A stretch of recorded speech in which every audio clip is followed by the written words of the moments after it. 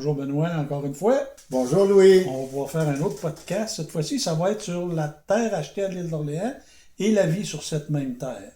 Les années qui sont... Les C'est années, exactement là. les années passées à Les l'île premières d'Orléans. années là, de sa vie avec Madeleine là, À l'île d'Orléans. à l'île d'Orléans. Tout à fait. Sainte famille. C'est en plein ça. OK. Alors, on avait vu dans le podcast précédent que Madeleine était enceinte et puis ça a probablement motivé le couple à prendre une décision sur l'endroit où il devait s'établir. Et cet endroit-là, ben, c'est la paroisse Sainte-Famille à l'île d'Orléans. Donc, le 27 juin 1658, Louis Hood se présente chez le notaire Claude Aubert pour faire rédiger un contrat d'acquisition de cette terre. Les vendeurs sont Claude Guyon et Catherine Collin. Ce ne sont pas des étrangers pour Louis et Madeleine, loin de là. Je dirais même que probablement c'était un couple d'amis. On va voir d'ailleurs que lorsqu'ils auront un premier enfant, ben Catherine Collin va être la marraine de cet enfant-là. Et j'ai l'impression que le parrain était le père de son époux, c'est-à-dire Jean Guyon, le père de Claude. Donc, 27 juin 1658, ils passent chez le notaire et ils font l'achat de cette terre, une terre de 4 arpents de front, sur la moitié de la largeur de l'île d'Orléans. C'est-à-dire, elle est vraiment profonde parce que à l'endroit où ils sont, à la paroisse Sainte-Famille, la largeur totale de l'île d'Orléans fait environ 7 km. Donc, la terre aura une profondeur de 3 km. Alors, donc, Louis qui a fait l'achat de cette terre, il est spécifié dans le contrat qu'il y a sur cette terre une maison et une grange déjà construites. C'est une bonne chose parce que ça veut dire que, comme Madeleine est enceinte en plus, ils n'auront pas à se soucier, on va dire, là, d'avoir à construire une maison, un logis, puis tout ça. Et ils peuvent se consacrer à développer déjà la terre, la faire fructifier pour donner de la nourriture pour la famille à venir. Durant les 24 années que Louis Hood a vécu à l'île d'Orléans, c'est toujours sur cette terre, la même terre en fait, qu'il a habité. Pourtant, c'est pas le nombre de contrats, le nombre de transactions de terre qui manque, parce que Louis Hood a été de ce côté-là très actif. Jacques Saint-Onge parlait d'une espèce de jeu auquel il s'adonnait. En fait, quand on regarde comme il faut les contrats, peut-être qu'il y a une partie du jeu, en tout cas, qui n'a pas réussi à bien maîtriser parce que il va faire beaucoup de transactions, souvent bonnes, mais il y en a aussi fait, entre autres, une qui lui a coûté assez cher, on va dire. Alors, 3 ans plus tard, 3 ans après la vente de la terre à Louis Marin-Boucher, Louis Hood fait l'achat d'une nouvelle terre. Il a flairé une bonne affaire. Cette terre-là, il la paye 200 livres. C'est un habitant qui veut retourner en France. Donc, il paie la terre 200 livres et il la revend 3 mois plus tard avec un profit de 100 livres. Et en plus, il fait de la transaction, il conserve un taureau, 2 vaches et 3 cochons. Donc, vraiment de bonne affaire pour lui à ce moment-là.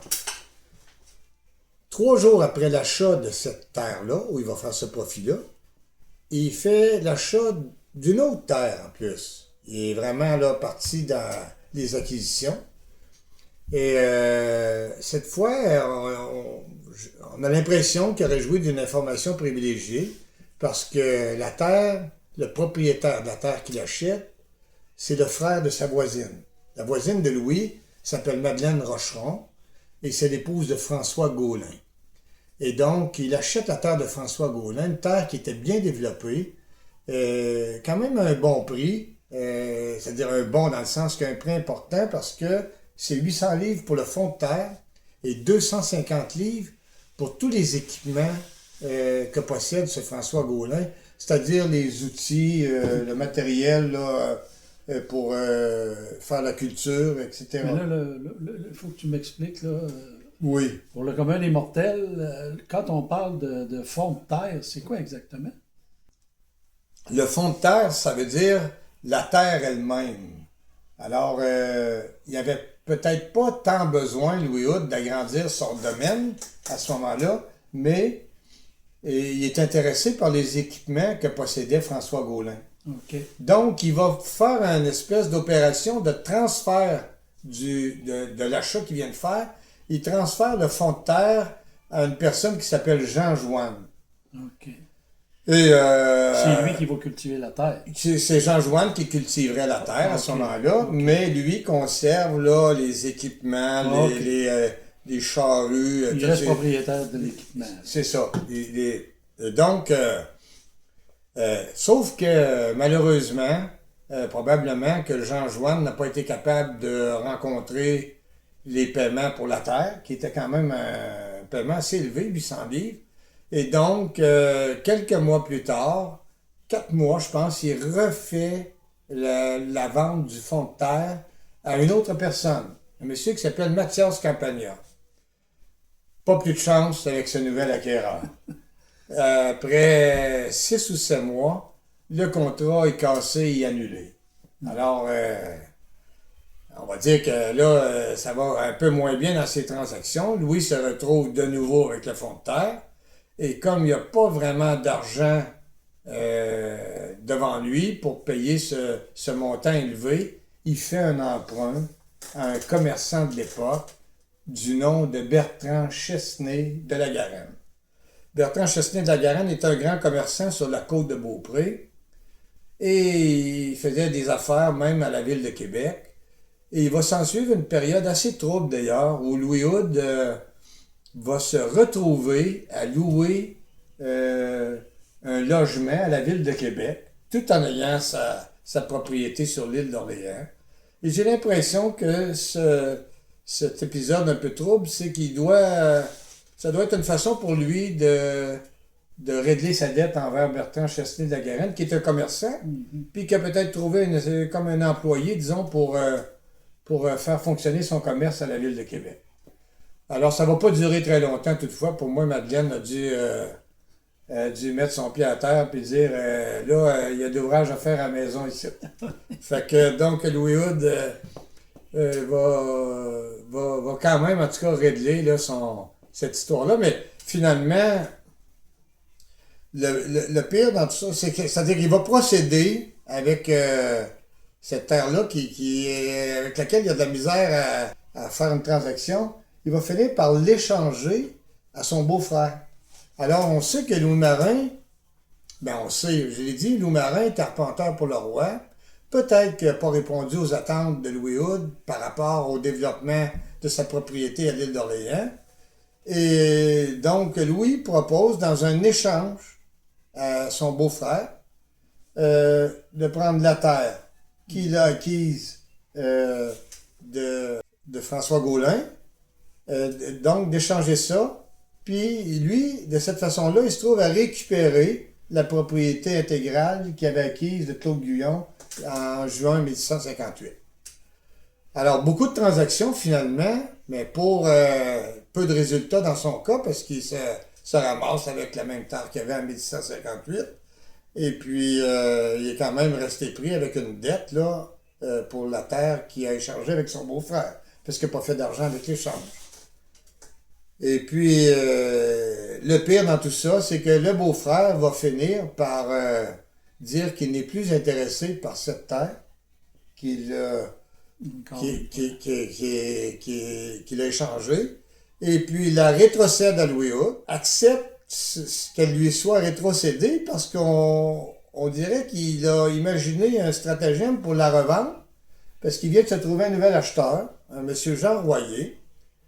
Et donc, le beau-frère lui avait rétrocédé la terre, mais en lui disant que Louis Hood pourrait le rembourser sur une période de 10 ans.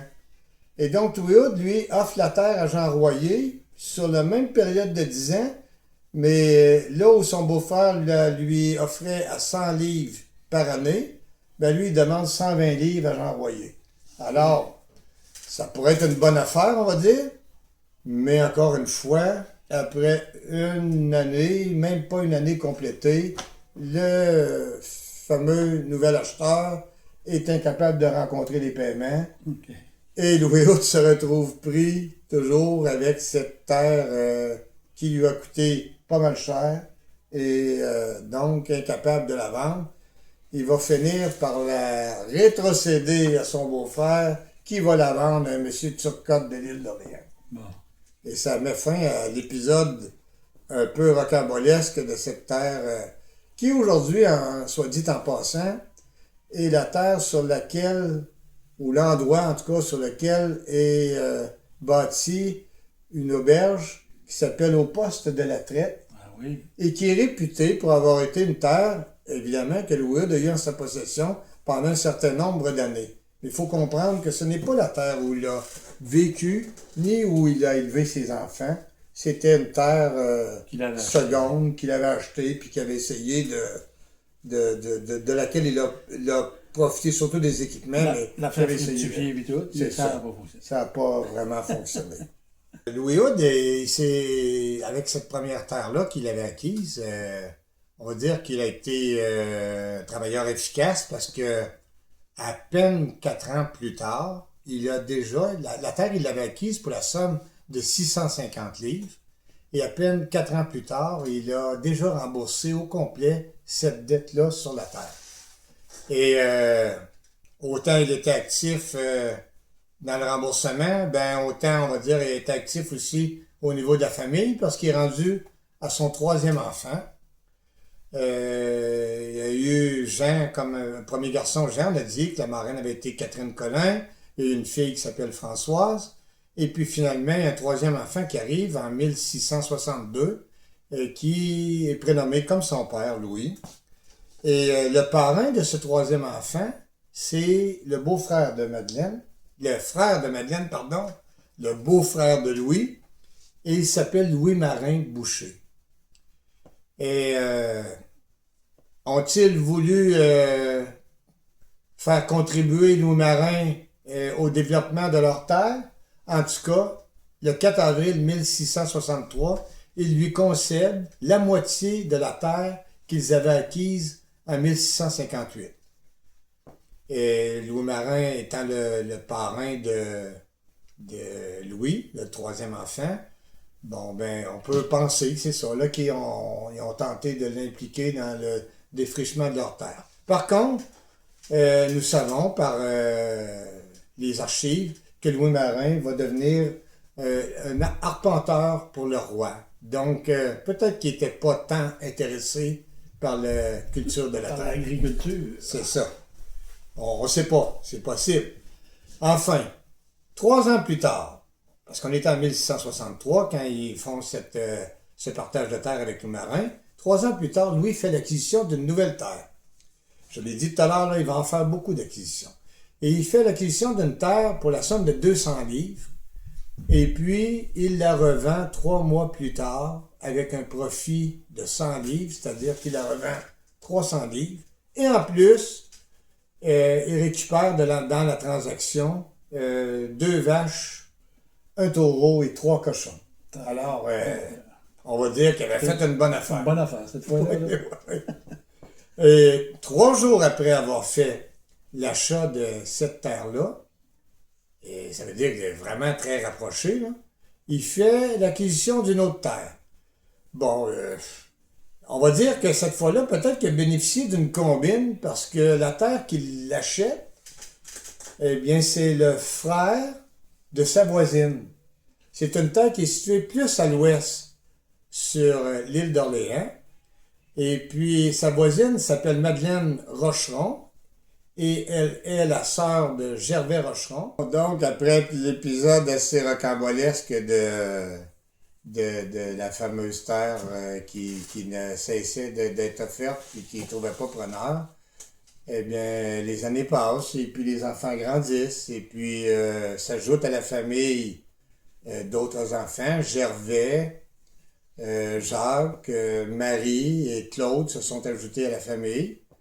Et puis, on se retrouve autour de l'année 1675. Et puis, après avoir passé quelques années plutôt tranquilles sur le plan des transactions, ben Louis Hood, qui voit que son fils Jean, le fils aîné, en 1675, il est rendu à l'âge de 17 ans. Il commence à penser à une terre pour lui, à vouloir s'établir. Et puis donc, Louis procède à l'achat d'une nouvelle terre. Cette fois, le vendeur est Jean Toupin, dit Dussault. Alors, c'est pas un étranger pour la famille parce que Toussaint Toupin, on se rappelle, avait été le témoin au mariage de Louis et Madeleine. Et donc, Louis procède à l'achat de cette terre. Il y a un petit hic avec cette terre, c'est qu'elle est du côté sud de l'île. C'est la première fois, là, toutes les autres terres dont on a parlé ont toujours été, toutes les terres concernées étaient toujours du côté Quand nord. on parle de du l'île. côté nord, on parlait de Château-Richer, tout ce coin-là. C'est ça. Quand on parle du côté sud de l'île d'Orléans, on parle de Beaumont, Lévis, Exactement. Lauson, là, ce coin-là. Oui, exactement. Puis, ce qui est important, c'est que du côté nord, ben, c'est la côte de Beaupré qui est en face de l'île d'Orléans. Puis, qui dit côte de Beaupré puis île d'Orléans, dit Percheron. Oui. Et les cousins du Perche et tout ça, la grande famille du Perche. Alors, peut-être que Jean, c'est ça l'histoire, on dirait que Jean ne semble pas intéressé Du côté sud. par la terre que son père lui a achetée du côté sud. Parce que 3 ans après 1675, Jean, on le sait, se marie en 1678 avec Anne Rouleau.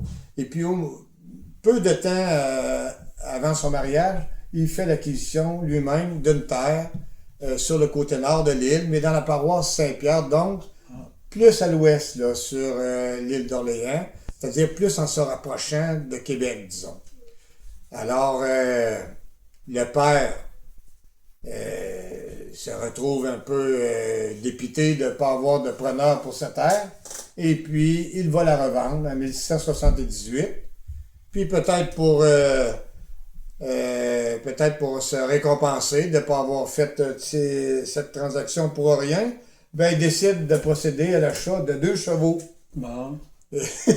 C'était une dépense surprenante parce que Il s'est gâté. il s'est gâté parce que sur toute l'île d'Orléans, à cette époque-là, il y a moins de 10 chevaux. Ah, oui, imagine. Et il y a quand même... On s'entend qu'à cette époque, les chevaux, c'était quelque chose de oui. précieux, là. Et ça veut dire que il y a plus d'une centaine de propriétaires.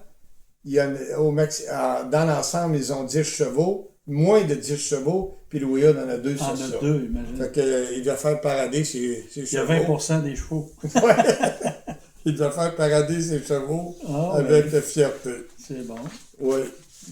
Fait que, ben, on voit qu'avec le mariage de Jean, on est toujours sur l'île d'Orléans, les années passées à l'île et tout ça. Alors, on voit qu'avec le mariage de Jean, le couple a pris conscience d'une chose, ça va être de plus en plus difficile de trouver des terres pour toute la gang de garçons qu'ils ont, parce qu'ils ont quand même 9 garçons dans la famille, avec 3 filles. À ce moment-là, il n'y en a même pas 3 encore, là, ils ont 2 filles vivantes. Et, mais quand même, donc, 9 garçons à établir et tout ça. Et ils commencent à songer, à regarder ailleurs que sur l'île d'Orléans pour trouver là, une Le terre. dernier enfant qui est né à l'île, c'était Étienne. Étienne. Oui, Là, on parle de l'année... 1682. Ah, ça, c'est juste avant d'aller à Sainte-Croix. Juste avant d'aller à Sainte-Croix. Ah, OK. Et avant ça, ils ont fait un contrat. Ils avaient obtenu une terre sur la rive sud, dans la seigneurie de Lauson. Ah, oui. Et une terre qui était située entre celle de Robert Coustard, et Louis Moreau. Mais le contrat a été fait, il a été signé par le notaire à Jaux, mais la transaction ne semble pas avoir eu de suite parce qu'au recensement de 1681, Louis est déclaré toujours habitant de la paroisse Sainte-Famille à l'île d'Orléans. Et s'en vient une transaction qui sera des plus importantes dans la vie du couple. On ne va pas dire bénéfique. parce que ça va être le déménagement, l'installation dans la seigneurie des Ursulines à Sainte-Croix-de-Binière. Ce sera l'objet d'une prochaine capsule. Ben, c'est parfait comme ça. Alors, encore une fois, on espérait que vous avez adoré ce podcast. Et il y en a beaucoup d'autres qui vont venir encore. Alors, merci encore, Benoît. Merci. Bonne semaine à tous. Bye. Bonjour.